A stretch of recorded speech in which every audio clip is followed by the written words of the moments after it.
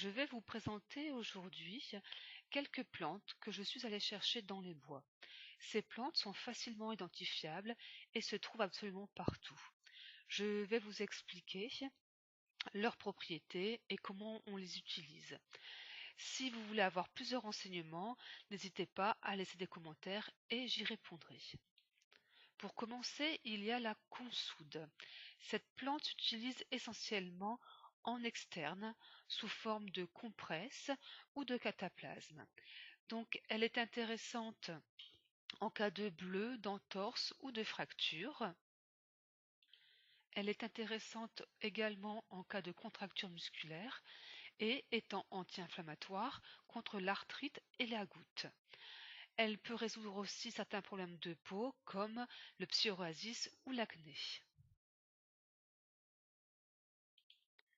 Ici, vous pouvez voir des graines de berce. Je vais les faire sécher et ensuite je parfumerai mes plats avec car elles sont vraiment très aromatiques. Là, vous reconnaissez bien sûr les mûres qui sont très riches en vitamine C et antioxydantes.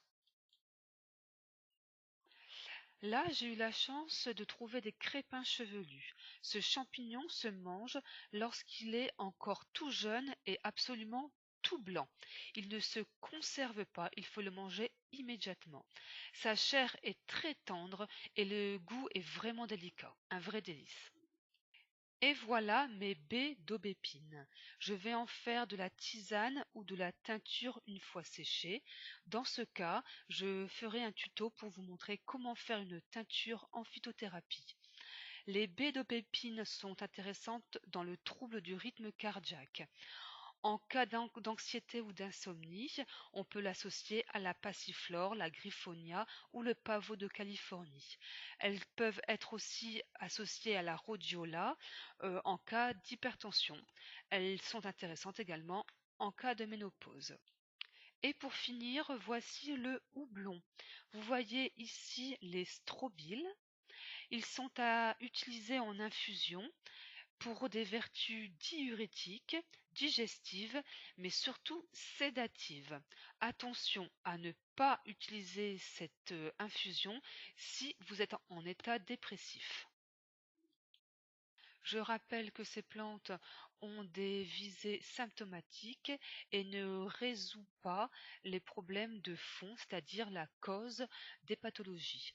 Pour ce faire, il vaut mieux se rapprocher d'un ou d'une naturopathe qui vous fera un bilan de santé et pourra, avec vous, mettre en place les bases d'une hygiène de vie qui vous sera appropriée.